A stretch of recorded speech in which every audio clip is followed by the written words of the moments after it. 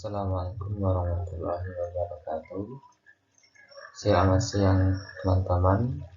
Jadi pada pertemuan kali ini kita akan membahas tentang macam-macam akad dalam pasar modal syariah ya.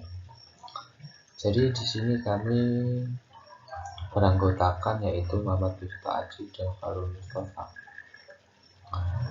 Baik teman-teman, mari langsung saja ke pembahasannya yaitu sebelumnya perkenalkan, nama saya Muhammad Miftah Aji. Di sini saya akan membahas tentang pengertian akad dan pasar modal.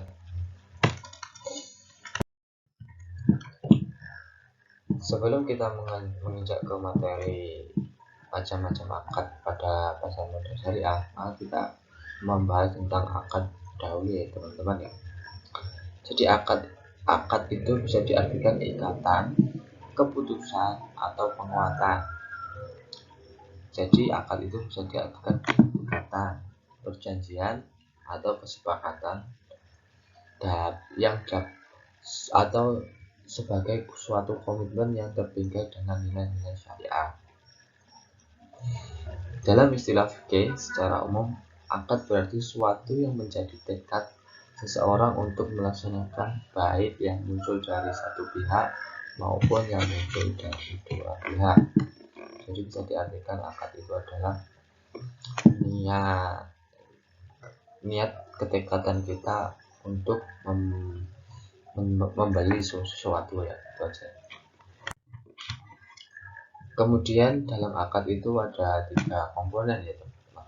Yang pertama itu jelas pelaku akad, yang kedua itu objek akad, yang ketiga itu sikot. Jadi pelaku akad ini diartikan sebagai penjual dan pembeli.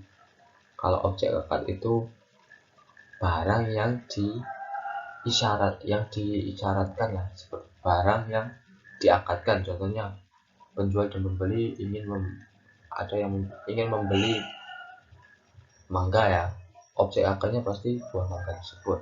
Kemudian sikot ini ijab dan qabul.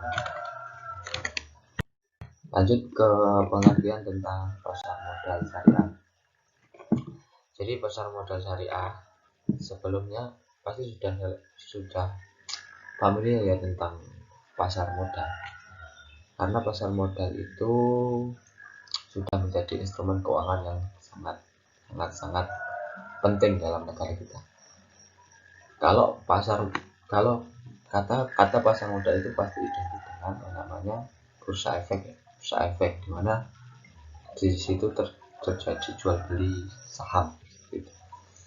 Jadi kalau pasar modal syariah itu merupakan tempat atau sarana bertemunya penjual dan pembeli instrumen keuangan syariah, di mana dalam bertransaksinya berpedoman dalam ajaran Islam dan menjauhi apa yang dilarang dalam agama Islam seperti penipuan, penggelapan, dan lain sebagainya.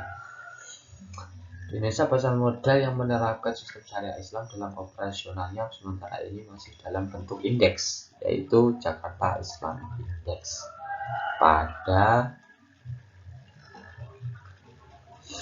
Jadi kalau kalian pernah membeli saham di aplikasi Stockbit lah ya, di situ terdapat bahwasanya ini emiten syariah dan non syariah. Kalau yang non syariah itu seperti perbankan itu mayoritas semua non syariah karena mengandung ribawi ya. Kalau yang syariah itu seperti kayak yang emiten makanan itu biasanya syariah. Jadi segitu aja yang bisa saya sampaikan. Assalamualaikum warahmatullahi wabarakatuh. Di sini saya akan melanjutkan dari penjelasan teman saya. Sebelumnya perkenalkan, nama saya Khairul Mustafa dengan nomor NIM 102190065. Di sini saya akan menjelaskan tentang akad-akad dalam pasar modal. Yang pertama yaitu ijarah. Ijarah adalah perjanjian atau akad antara pihak pemberi sewa atau pemberi jasa dan pihak penyewa atau pengguna jasa untuk memindahkan hak guna atau manfaat atas suatu objek ijarah yang dapat berupa manfaat barang atau jasa dalam waktu tertentu dengan pembayaran sewa dan upah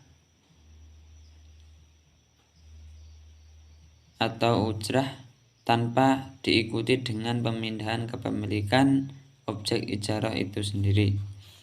Yang kedua yaitu istisna. Istisna adalah perjanjian atau akad antara pihak pemesan atau pembeli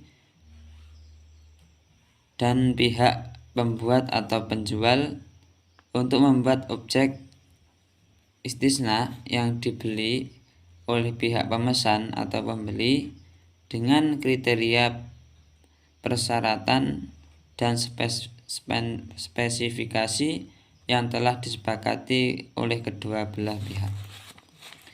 Yang ketiga yaitu kafalah. Kafalah adalah perjanjian atau akad antara pihak penjamin dan pihak yang dijamin untuk menjamin kewajiban pihak yang dijamin kepada pihak lain. Untuk yang keempat yaitu mudharabah atau khirat. Adalah perjanjian atau akad kerjasama antara pihak pemilik modal atau yang disebut dengan sohib al-mal dan pihak pengelola usaha atau mudharib dengan cara pemilik modal menyerahkan modal dan pengelolaan usaha, mengelola modal tersebut dalam suatu usaha. Untuk yang kelima yaitu musyarakah. Adalah perjanjian atau akad kerjasama antara dua pihak atau lebih dengan cara menyertakan modal